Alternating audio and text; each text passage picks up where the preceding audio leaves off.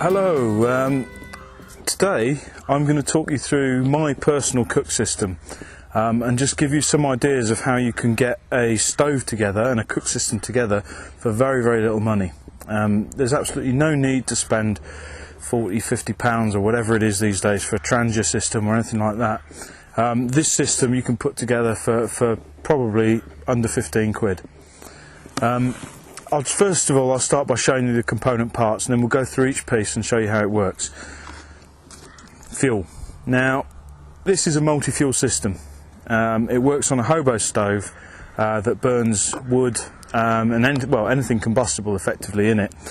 But it's also got a backup Meths stove as well, which I'll show you in a little while. So obviously you need Meths for a Meths stove, so there's your fuel.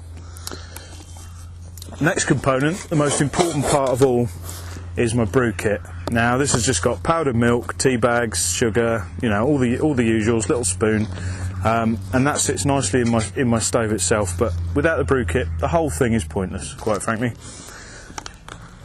So here you go. This is the stove itself. Now this is made out of a large-sized dog food tin, and consists of the tin, the lid, and a piece of bent coat hanger.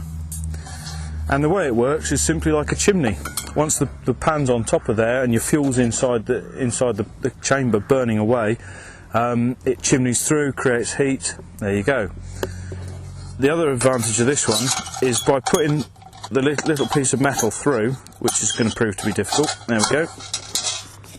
And resting the lid on the inside like so, what you effectively create is a shelf for your Meths stove. So if you haven't got any natural materials around that you can burn, or you're in somewhere where you can't actually have an open fire, be it contained, simply use the platform and the Meths stove. So that's the cooker, but I'll go into a little bit more depth of that in a minute. And then finally, you've got my actual pan set. This consists of a 100mm Zebra billy can. Now that's the most expensive part of the whole kit. I think that was about a tenner when I bought it. I've replaced the normal handle, which is a hard steel handle, with a piece of bail handle, which is effectively a piece of brake cable. This consists of a lid. It consists of like a tiny inner frying pan-y type thing, which I've made some adaptations to, which I'll explain again in a minute. And inside here I keep my Pop-Can stove. I keep a scourer, although I don't use it a whole lot, but what it does do is it stops everything rattling around inside. And I keep a wind guard. I don't usually use it with the stove, but it's there just in case. It weighs nothing, it takes up very little space, and just sits nicely on the inside. So that is essentially all the components.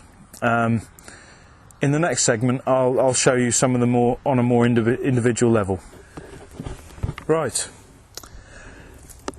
First of all, I'm going to show you how this stove works with our Pop-Can stove. If you've not experienced Pop-Can stoves before, I can highly recommend them. They're an excellent source of heat. They're a great little cook system. They cost next to nothing, and if you don't know how to make one, there's directions on our website, naturalbushcraft.co.uk. So take your Pop-Can stove and put your fuel in it first. This is definitely the easiest way round to do it, because once you drop the stove into the cooker there, it's very difficult then to pour your Meths in. So we've got the stove in the cooker. Make sure your cooker is on a nice solid hard surface. Okay. Now,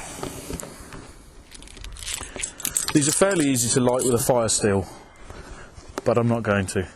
I'm going to use my lighter.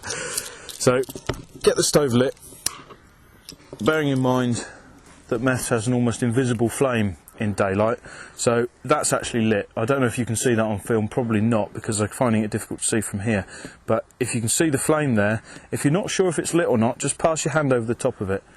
You'll get a small amount of heat, you'll be able to tell straight away without getting burnt. Whatever you do, don't just stick your hand on top and get yourself burnt, but a quick pass will tell you if it's lit or not. The thing about the Pop-Can stove is it does have to prime. So you do have to wait for that meths to boil before you start using it, really, because essentially if you try and put anything on top of that before it's primed, you will end up putting the flame out. The advantage of this stove system is that because there's a large gap between the Pop-Can stove and where the pan will be, that's not so much of an issue. But we will let the thing heat up a little bit first. So while we're doing that, I'll just explain to you a little bit about the rest of my setup. Now I've got some water in the pan here, that'll go on in a minute. But I've done a small conversion with the top part of the Zebra Billy, which normally comes, like I say, like a small frying pan. What I've done is I've cut these slots into the bottom here. The reason I've done that is I can now use this as both a colander and a steamer. I can pop it on top of some boiling water on my pot, put my vegetables in there, I can steam them. Or if I've got something cooking in there that I want to drain afterwards, I'll just pop that on there, tip it out, all my water drains away, I'm sorted. So it's a colander, it's a drainer, and it's a steamer, which is much more use than a little frying pan, which frankly I very, very rarely used it as it was. So that's one of the adaptations that I've made to this set.